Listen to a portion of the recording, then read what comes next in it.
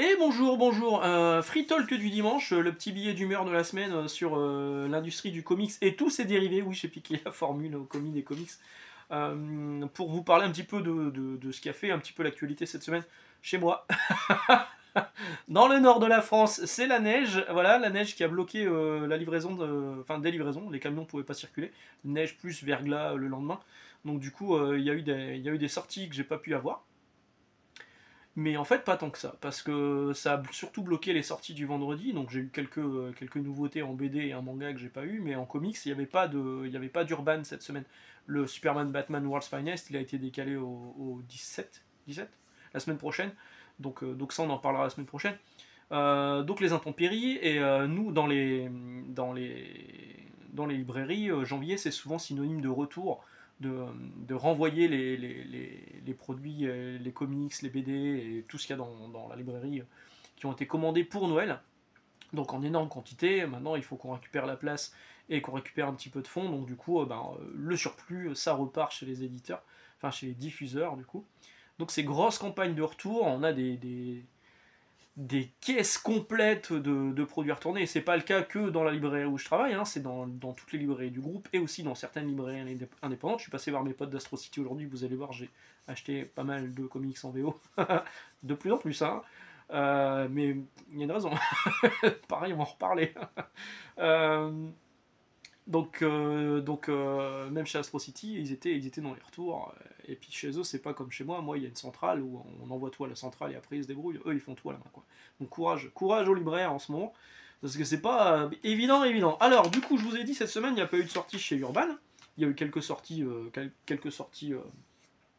de nos amis Panini Comics France qui font des mini big news là en ce moment pour parler de manga qui sortent. Alors, ils ont annoncé le X-Men manga. Il se trouve que chez Astro City, ils ont la version originale, donc j'ai pu le feuilleter rapidement. C'est moche, hein. Faut pas y aller, hein. Je sais pas à combien ça va être proposé en VF, mais là, la VO est quand même proposée à 20$, donc franchement, ça les vaut pas. À moins d'être hyper complétiste, c'est des histoires des X-Men dessinées par des auteurs japonais, mais pas les plus reconnus, hein. Enfin, moi, je ne connaissais pas trop. Euh, Basé sur la série X-Men 96-97. Donc c'est pas non plus complètement ma boule. Donc sinon, chez Panini cette semaine, on a eu Marvel Comics, évidemment, qui est là, avec du Blood Hunt. Blood Hunt, on va en parler, hein, on va en parler en long et en large, hein, aujourd'hui du numéro 1 de Blood Hunt qui vient de sortir. Donc dedans, on a eu Amazing Spider-Man 48-49, Superior Spider-Man 7, Spider-Boy 8. Un numéro de Spider-Boy assez particulier parce il y a des énigmes euh, où il y a par exemple une page où il faut retrouver un personnage comme Où est Charlie. Voilà. Il y a des énigmes aussi avec des mots croisés et tout ça, mais tout est resté en anglais, compliqué à traduire, hein. C'est pas impossible, hein. Parce que moi j'ai eu le cas, il y a un moment quand j'ai fait de la traduction pour un Mikey Books, j'avais fait la traduction de livres de jeux Zelda et Mario. Et dans le Zelda, il y avait des mots croisés où il fallait retrouver le nom de personnage, mais les noms des personnages sur la version américaine et les noms de personnages sur la version française n'étaient pas les mêmes. Donc il a fallu que j'adapte le truc. C'est pas impossible de le faire. En fait, il suffit de chercher un truc sur internet pour créer ses propres mots croisés. Ça m'a pris une grosse demi-heure. Là, ça n'a pas été le cas. Ça n'a pas été adapté du tout. Ils ont laissé tous les termes en anglais, alors que parfois les termes ont été traduits dans les noms en version française. Et ils ont juste mis un astérix à côté, machin. Ils se sont pas cassé la tête. En même temps, c'est Spider-Boy, il n'y a pas tellement à se casser la tête. Avengers 14, Immortal Thor 10 et 11, et une histoire de Web of Spider-Man.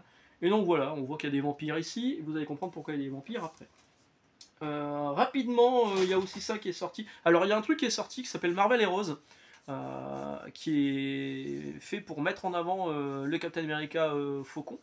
Et c'est nul. C'est exactement la même chose que ce qui avait été fait avec les Marvel Villains, avec les Marvel les années. Je cherche parce que je crois que j'en ai un là. J'ai celui de l'année 76. Vous savez, ces trucs qu'on retrouve normalement dans les relais H à 7 €, je crois. Et avec des épisodes, des vieux épisodes, mais emblématiques, mais qui n'ont pas de lien entre eux, et c'est pas terrible. Donc, franchement, n'y allez pas, ça sert à rien. Donc, il y a aussi eu la nouvelle relance des X-Men, le numéro 1 et le numéro 2 qui sont là, qui sont sortis à la fois en couverture classique et en collector, couverture dure. On en reparlera, je me suis dit, tiens, il y a des choses à dire. Je vais en faire une vidéo dédiée la semaine prochaine sur la relance des X-Men. Patience. Si vous n'êtes pas patient, sachez juste une chose, c'est pas terrible. Voilà. En gros, j'ai aimé Uncanny X-Men et c'est tout. Voilà, voilà. Allez, Limit X Factor, ça passe aussi. Donc il y a eu ça, mais il y a surtout eu Blood Hunt.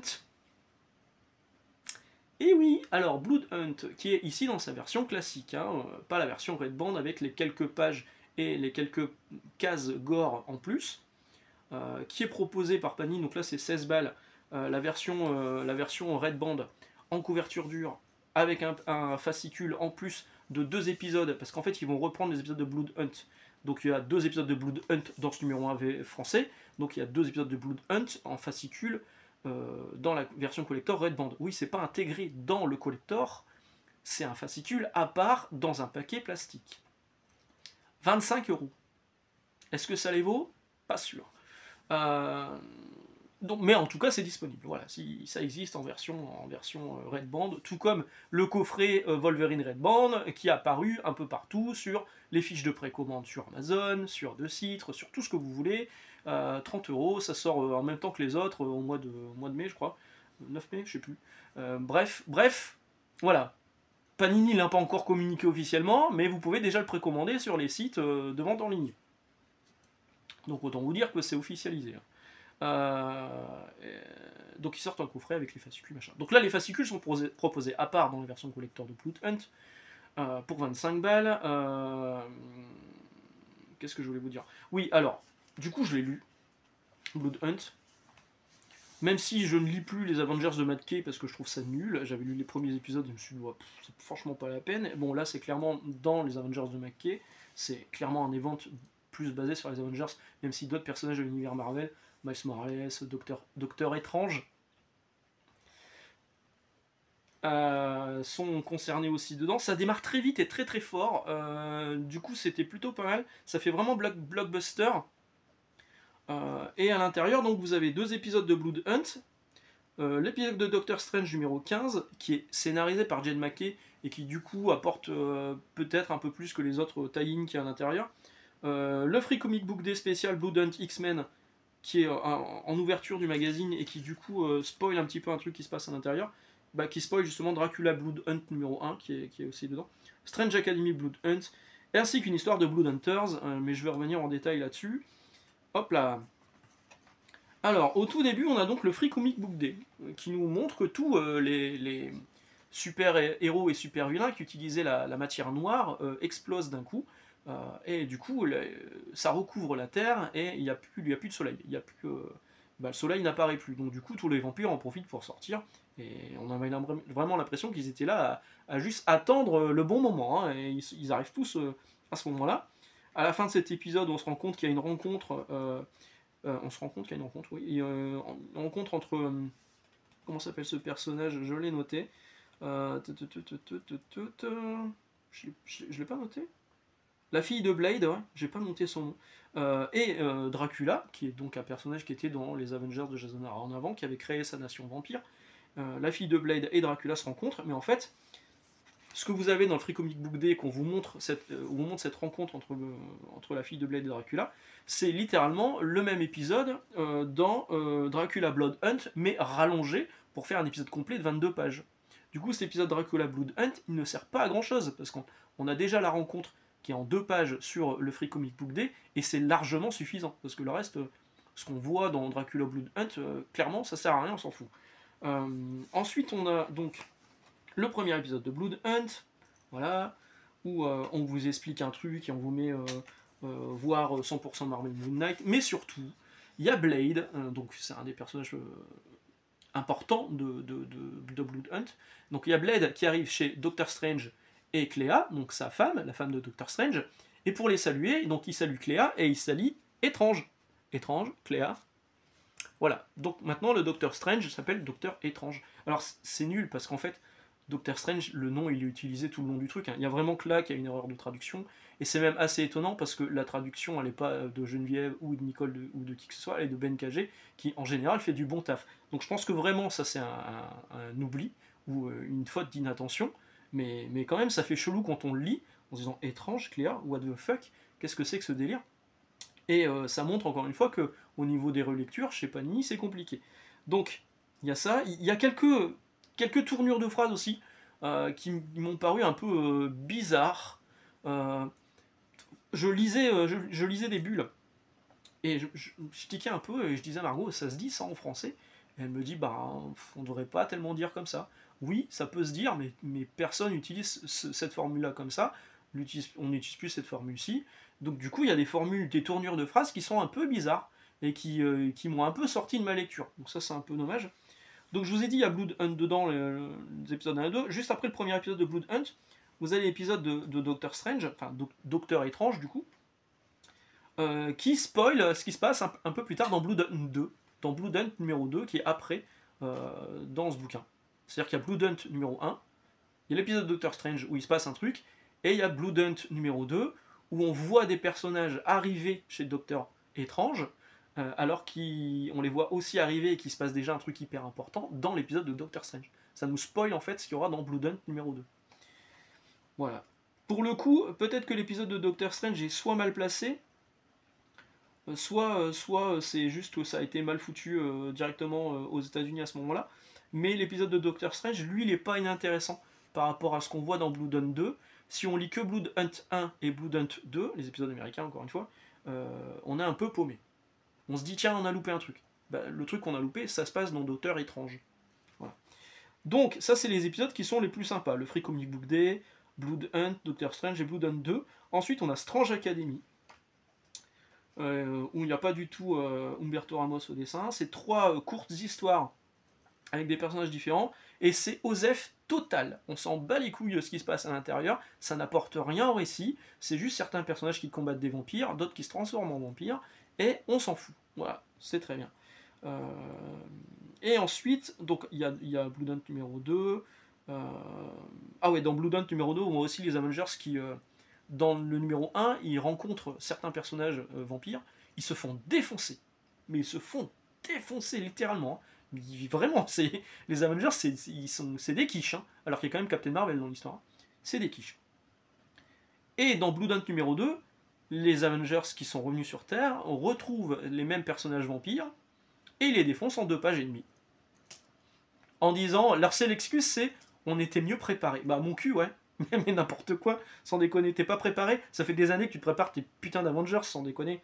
Oh là là, c'est incroyable ça. Et donc à la fin, on a quelques pages tirées de Blood Hunters qui sont. Alors par contre, le trait de Pepe Larraz, il est cool. Hein. Là, vous pouvez y aller. Et donc les pages de Blood Hunters servent à rien si ce n'est à introduire le personnage, de montrer que Fatalis aura une importance dans l'event. Et on sait déjà qu'aux États-Unis, il y a One World Under Doom, le monde sous la coupe du Docteur Fatalis, et c'est la suite directe de Blood Hunt. En fait, le One World Under Doom, si vous n'avez pas lu Blood Hunt, vous allez être paumé. Et donc ces pages ne servent qu'à montrer l'importance que va avoir Fatalis par la suite de l'évente. Donc là, j'ai fini ce premier numéro. Je me suis dit, je vais lire la suite, parce que j'ai trouvé que les épisodes de Blood Hunt par Jed MacKay et par Pepe Larraz, surtout Pepe Larraz, les pages sont vraiment très très belles, étaient sympas. Pour les tie-in, juste Doctor Strange et le Free Comic Book Day, pour le reste, ça servait pas à grand chose. Donc ça coûte quand même 16 balles pour avoir l'intégralité de l'évente, mais encore vous n'aurez pas l'intégralité de l'évente parce qu'en même temps ils ont sorti un 100% Marvel X-Men Blood Hunt, donc avec des épisodes de Blood Hunt en lien avec ça, mais ceux des X-Men, donc même si vous achetez les 3 fascicules à 16 balles, 40, si votre 18, 48 euros, c'est ça vous n'aurez c'est ça. Vous n'aurez pas l'intégralité parce que vous n'avez pas lu X-Men, parce que vous n'aurez pas les épisodes qui sont dans Marvel Comics. Parce que ce qui est chelou, c'est que Jed MacKay est donc scénariste de Avengers, et les épisodes de Avengers en lien avec Blood Hunt, ils sont dans Marvel Comics. Hein. Ils sont pas là-dedans. C'est un choix curieux. Mais dans tous les cas, on connaît Panini, il y a un moment il y aura des Deluxe, il y a un moment il y aura du Absolute, où vous aurez l'intégralité avec des tie-in, et je suis sûr et certain qu'ils vont même trouver le moyen d'ajouter des tie-in inédits dedans, et qu'ils vont même pouvoir claquer les versions Red Band de Blood Hunt, parce qu'aux États-Unis Marvel nous avait dit non, les Red Band, les versions Red Band, ça sera que en floppy, ça sortira jamais en TPB ni quoi que ce soit. Il y a un hardcover qui sort en mois d'août de Blood Hunt, où vous avez la version Red Band. Donc si Marvel le fait aux États-Unis, Panini va le faire en France, c'est sûr. Voilà. Voilà, vous avez mon avis sur Blood Hunt, je m'attendais à pire, finalement c'est pas trop mal. Et voilà, donc c'est la grosse sortie de cette semaine. Ça reste accessible, mine de rien, même si vous n'avez pas lu les Avengers de McKay, même si vous n'avez pas lu le Moon Knight de McKay, même si on y fait référence à un moment, ça reste plutôt accessible. C'est un event que je trouve, par rapport à ce qu'on a vu récemment chez Marvel, plutôt sympa. Voilà. Vous en faites ce que vous voulez. Alors, qu'est-ce que j'ai eu aussi cette semaine? Alors, quelques trucs en preview. Le Zdarsky Comics News, quelques previews par Chip Zdarsky, ça fait toujours plaisir. Le DC Connect de février, voilà, avec les nouveautés à venir chez DC Comics. Bon, tout ça c'est de la VO, hein, vous les trouvez dans les comic shops qui font de la VO. Hop là. Le Marvel Previews avec One World Under Doom, on vient en parler. Hop là, de l'autre côté, voilà. Et Godzilla contre les 4 Fantastiques. Et oui, c'est incroyable. On en reparlera peut-être un peu plus tard aussi de ça. Il va falloir que je me penche là-dessus. Ryan North et John Romita Jr. John Romita Jr. sur les 4 Fantastiques contre Godzilla. Bah j'ai envie de lire ça. Putain, sans déconner. C'est vrai? Bah je prends. Donc ça c'est la version Marvel. Vous avez vu la version DC.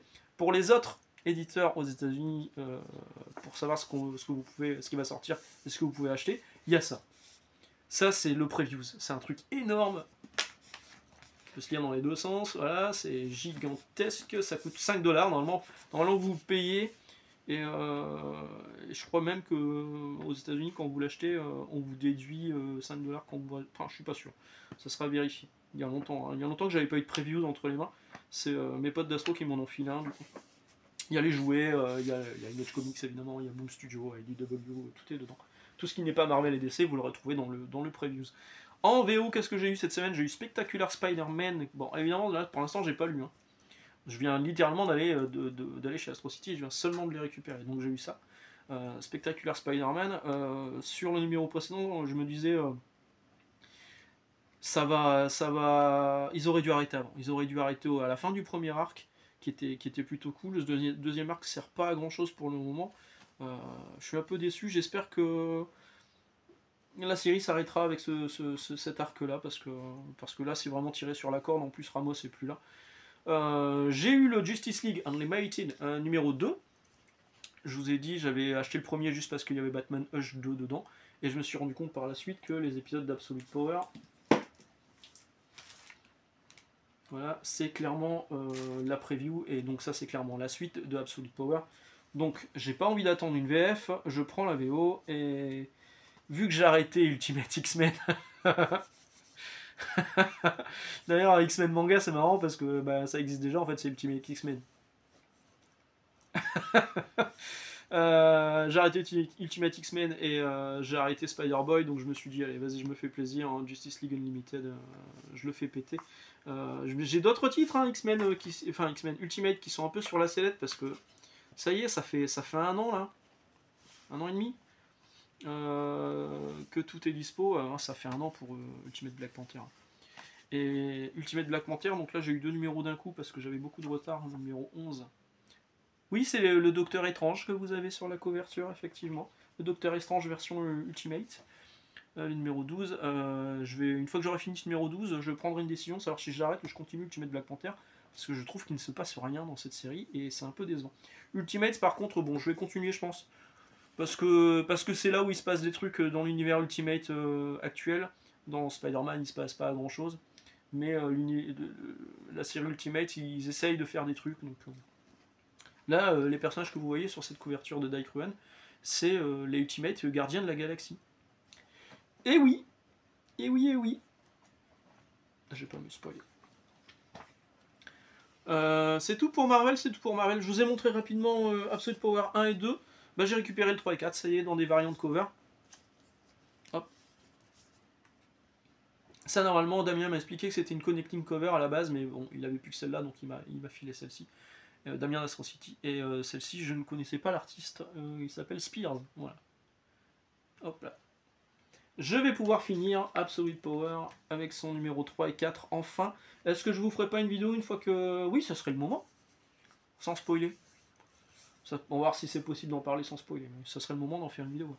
Et sinon, voilà, j'ai mon Absolute Superman numéro 3.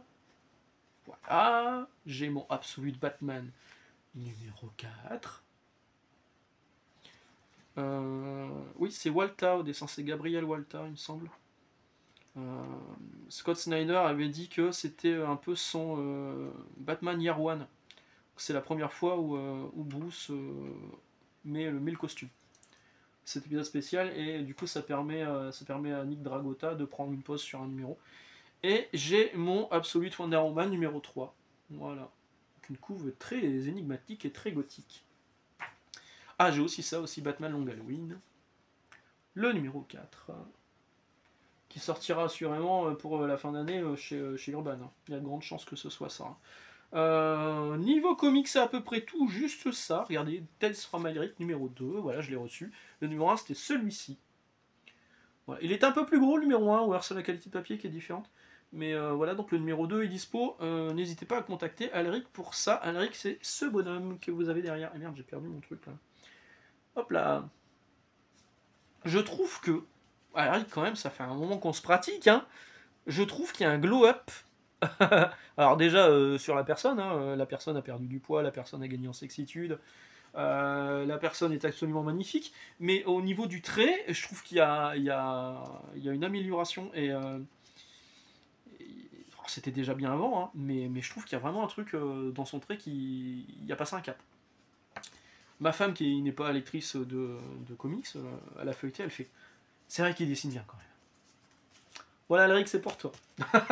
Donc ça, c'est disponible chez Alric, si vous voulez les récupérer, vous pouvez y aller. Et enfin, bon, juste pour vous parler un petit peu, moi j'ai reçu mon pote Jérôme, que vous avez déjà vu sur la chaîne il y a longtemps, hein, en fin d'année, hein, au niveau du Nouvel An. Il est venu avec sa femme Yo-chan nous rendre visite. Et il m'a dit, qu'est-ce que je peux te ramener en cadeau? J'ai besoin de rien, mais si tu veux me ramener un truc, tu me ramènes juste le Famitsu, je suis content. Hein. Donc il m'a ramené du weekly Famitsu de début décembre. Et donc c'est Fantasian en couverture. Fantasian, c'est un JRPG qui a été réalisé par Hironobu Sakaguchi, qui est donc le papa de Final Fantasy. Et il est parti de chez Square Enix, il a créé plusieurs jeux avec sa nouvelle boîte. Il avait créé Blue Dragon sur Xbox 360 que j'avais beaucoup aimé avec Akira Toriyama au design, qui a donné lieu aussi à un animé avec le style d'Akira Toriyama et un manga avec au dessin le dessinateur de Obata, le dessinateur de Death Note. Et qui est pas terrible le manga. Hein. Je ne sais pas s'il est encore disponible, c'était en 3 ou 4 tomes. Bref, donc il s'est barré de chez Square Enix. Il a fait Lost Odyssey aussi sur X360. Là par contre, c'est un excellent JRPG. Il est exceptionnel ce jeu. Si vous avez une 360 encore ou une Xbox One, parce que le jeu est rétro-compatible, faut foncer, il est vraiment top. Lost Odyssey, ça s'appelle. Et il avait fait un jeu sur Wii dont j'ai zappé le nom. Je ne sais plus comment c'est. Pandora Tower? Je sais plus le nom. Bref, celui-là, je l'avais pas fait. Et Fantasian, c'était un jeu qui était sorti que sur Apple Arcade. Je vous remontre. Que sur Apple Arcade. Donc, c'était sur les devices Apple. Ça n'avait que peu d'intérêt pour moi, étant donné que moi, je n'ai pas de produit Apple. Je n'ai pas l'intérêt pour moi. Et le jeu était en 2 parties. Il était coupé en 2 morceaux qu'il fallait acheter séparément.